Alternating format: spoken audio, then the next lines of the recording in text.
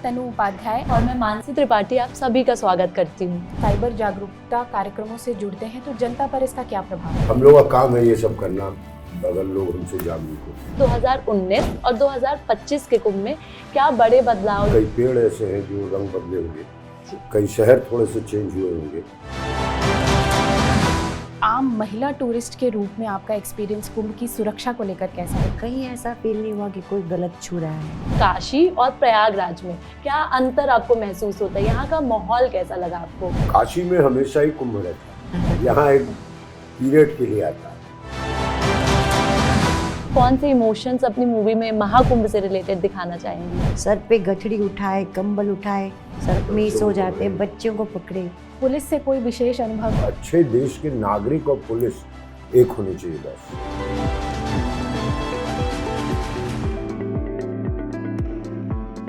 UP police के podcast behind the Baij के एक और शानदार एपिसोड में मैं तनु उपाध्याय आपका स्वागत करती हूँ और मैं मानसी त्रिपाठी आप सभी का स्वागत करती हूँ।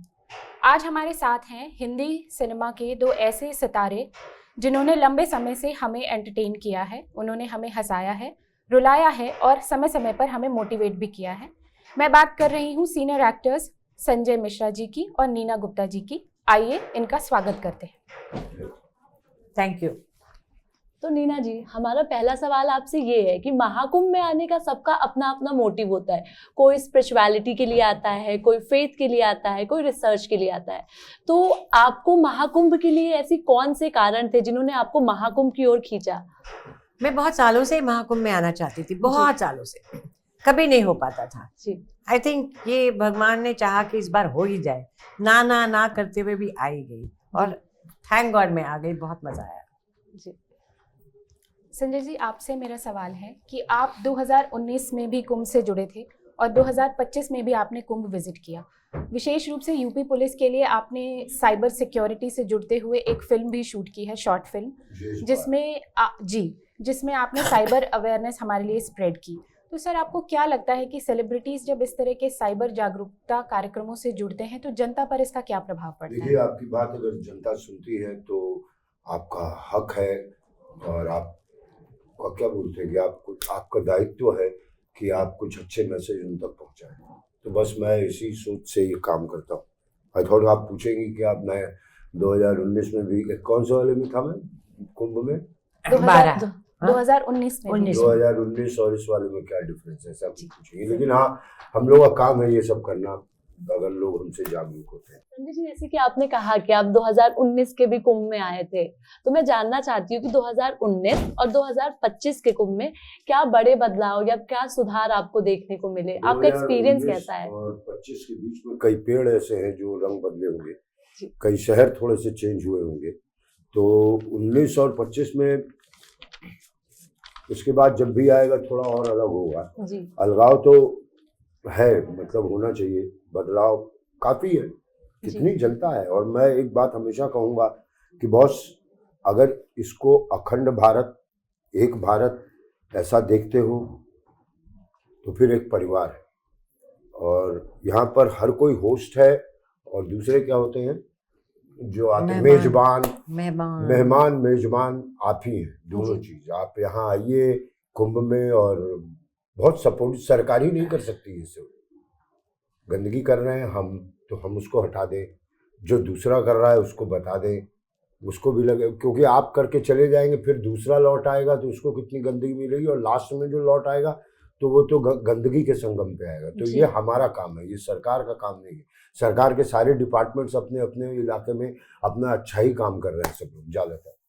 ये सबकी जिम्मेदारी, हमारी जिम्मेदारी है, हमारा कुंभ हमारी जिम्मेदारी। हाँ जी। मैं आई हूँ पहली बार कुंभ में, मैंने जो देखा है, इतना लोगों का सैलाब मैंने कहीं नहीं देखा लाइफ में। इतने लोग, बूढ़ी औरतें, छोटे छोटे बच्चे अपनी मम्मी की साड़ी का किनारा पकड़ के चल रहे हैं कि वो खो ना जाए। इतने लोग कैसे डुबकी लगाते हैं आते। कल रात को हम 2 बजे आए, भरा हुआ था, लोग चले जा रहे थे। ऐसा मैंने कहीं नहीं देखा और ऐसा इंतजाम मैंने कहीं नहीं देखा। इस बार कुंभ की विशेष जो टैगलाइन है वो है दिव्य, भव्य, सुरक्षित और डिजिटल कुंभ। तो मैम अगर आपसे पूछा जाए कि एक आम महिला टूरिस्ट के रूप में आपका एक्सपीरियंस कुंभ की सुरक्षा को लेकर कैसा है, तो प्लीज़ वो शेयर करिए। मैं कह रही हूँ, मैं कल से मैंने बहुत कुछ देखा है, मतलब अखाड़े में गई हूँ, हनुमान जी जो लेटे हैं उनको देखा है, कई जगह गई हूँ, कहीं ऐसा नहीं लगा कि कोई, मैं ऐसे धक्के मुक्के में, आज मैंने डुबकी के बाद जहाँ कपड़े चेंज किए वहाँ ऐसे थे सब लोग, या जब डुबकी लगाने गई आदमी औरतें सब हम ऐसे थे, ऐसे ऐसे जा रहे थे, कहीं ऐसा फील नहीं हुआ कि कोई गलत छू रहा है, कहीं कुछ ऐसी फीलिंग नहीं हुई। मैं बहुत सरप्राइज थी, नहीं तो इतने भीड़ में आपको लगता है कि अरे कोई फायदा भी उठाते हैं लोग। आई थिंक यहाँ पे जिस तरह से आते हैं और जिस तरह का अरेंजमेंट है, रात को मैं बोल रही 2 बजे सड़क पे सब जा रही हैं, लेडीज जा रहे हैं, बच्चे जा रहे हैं। हवा गलत फैला देते हैं लोग, बाहर की दुनिया में बहुत गलत हवा होगी कि अरे बाप वहाँ गए तो मतलब नो, ऐसा कुछ नहीं है ना। मैंने तो नहीं देखा, मैं तो काफ़ी कल से बहुत घूमी हूँ, मैंने नहीं देखा। और ये नहीं कि मेरे साथ नहीं हुआ, क्योंकि चलो मेरे साथ लोग भी होते हैं, जो मैंने आसपास देखा that was amazing. Sanjay ji, मैंने कहीं पढ़ा था कि आपने काशी केंद्रीय विद्यालय से पढ़ाई की है, तो आप काशी में भी आपने काफी समय व्यतीत किया है और आपका प्रयागराज भी आना जाना होता ही रहता है। तो मैं आपसे ये जानना चाहती हूँ कि काशी और प्रयागराज में क्या अंतर आपको महसूस होता है, यहाँ का माहौल कैसा लगा आपको? काशी में हमेशा ही कुंभ रहता है जी। यहाँ एक पीरियड के लिए आता है तो दोनों ही जगह पवित्र उस मायने में, और बाकी बातचीत भाषा वाषा सब वही है, मतलब तो मजेदार, सब्जी सस्ती है दोनों तरफ, बढ़िया है सब, दोनों एक ही जैसे भाई भाई है। मैं बोले बनारस में पान खा के थूके तो आकर के गिरा इलाहाबाद हम लोग सुनते थे, बहुत नजदीक है इसलिए। हाँ नजदीक।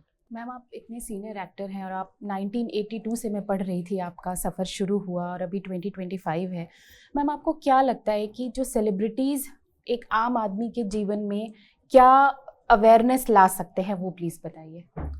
देखो मेरा खास करके मेरे इंस्टा पोस्ट वगैरह की वजह से भी, और जो मैं काम करती हूँ, लोग मुझे कहते हैं कि आपकी वजह से हम बड़े इंस्पायर हुए हैं।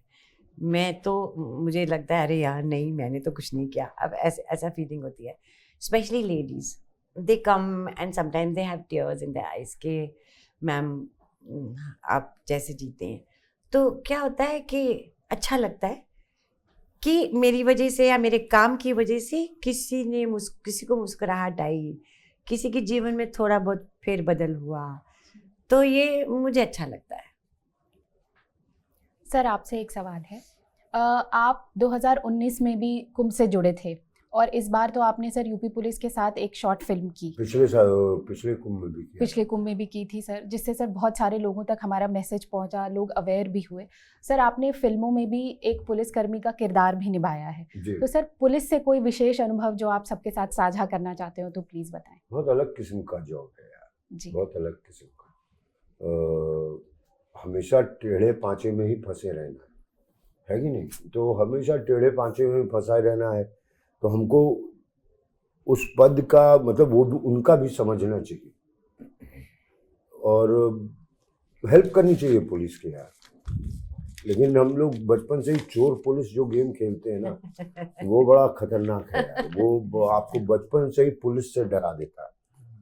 हाँ बेटा ये खा लो नहीं तो पुलिस आ जाएगी तू चोर में सिपाही। You are so right. हाँ तो और हम लोग उनकी सुनते नहीं है पुलिस वालों की। नो, हमेशा वो डरावना ही लगा है। तो ये इमेज जो है पुलिस की तोड़नी पड़ेगी, क्योंकि अच्छे देश के नागरिक और पुलिस एक होने चाहिए बॉस। जैसे होता है ना कि हम हमारे गार्जियन हैं आप कि पापा देखिए इन्होंने मेरे साथ ऐसा किया।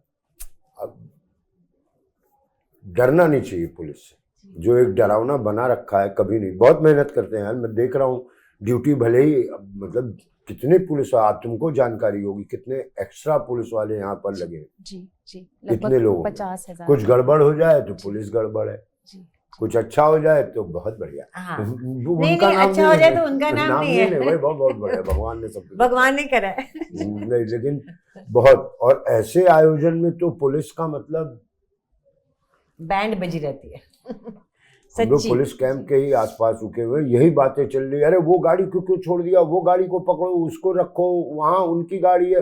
तो बहुत बढ़िया काम है और कठिन काम है। कठिन काम। नीना जी, मैं आपसे मैम जानना चाहती हूँ कि महाकुंभ से जुड़े किसी इमोशन या विजुअल को कभी आपको इन फ्यूचर आपकी मूवीज में दिखाने का चांस मिले तो आप ऐसे कौन से इमोशंस अपनी मूवी में महाकुंभ से रिलेटेड दिखाना चाहेंगी?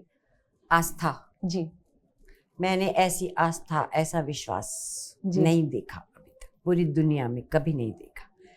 इनफैक्ट हम तो आर्य समाजी हैं, तो हम मूर्ति पूजा वगैरह नहीं करते ये सब, लेकिन मैं कह रही हूँ उनकी आस्था देख के मेरी आस्था हो गई है। जी वे आस्था बढ़ गई है। मैं सोच रही हूँ कि क्या आस्था है कि चले जा रहे हैं, धूप, कितनी ठंड, रात को सर पे गठड़ी उठाए, कंबल उठाए, सड़क में ही बच्चों सो को जाते हैं, पकड़े। बच्चों को पकड़े। ये मैं जरूर इस पे कुछ करूंगी कभी। जी। तो मैं आप दोनों से जानना चाहती हूँ, जैसे कि आप हमारे पॉडकास्ट में हैं, तो मैं जानना चाहती हूँ जैसे रिटायरमेंट का कोई एज, जैसे कला और क्रिएटिविटी को हम देखें तो कला और क्रिएटिविटी की रिटायरमेंट की कोई भी एज नहीं होती है। तो मैं आप दोनों से ये जानना चाहती हूँ कि आप लोग के अपकमिंग प्रोजेक्ट्स क्या हैं? एक तो वध है जिसकी जी। ब्लेसिंग्स के लिए हम यहाँ भी आए हैं। जी एक हाँ। हमारी फिल्म थी बहुत, जी। जिसको दर्शकों ने बहुत अप्रिशिएट किया, बहुत अप्रिशिएट किया। तो हम दोनों की जिंदगी में, कैरियर में वो बहुत महत्वपूर्ण हाँ। रोल अदा करती है वध। अब वध पार्ट 2 हम हमारे प्रोड्यूसर्स, डायरेक्टर यशपाल जी का सोच रहे हैं, उसकी शुरुआत हम कुंभ से कर रहे हैं। हाँ। ये हमारे लिए बड़े गर्व की बात है। हाँ। और इमोशनल, पता है वध आज से 10 साल 20 साल बाद बोलेंगे, पता है ये वध 2 की शुरुआत हमने कुंभ से की थी। मतलब ब्लेसिंग के लिए, मतलब यहाँ शूटिंग वगैरह नहीं है जी कि यार इतना बड़ा, उसमें पिक्चर की भी तो एक तकदीर होती है, उसकी तकदीर थी, वो आ गई, हम लोग साथ थी, हम लोग सवन। हाँ। ज्यादा तो नहीं बोला। नहीं, बहुत अच्छा बोला। ठीक। आपने हमारे साथ हमारे शानदार गेस्ट को सुना। यूपी पुलिस के पॉडकास्ट बिहाइंड द बैच को सब्सक्राइब करें और अगर एपिसोड पसंद आया हो तो इसे ज़रूर लाइक करें। धन्यवाद।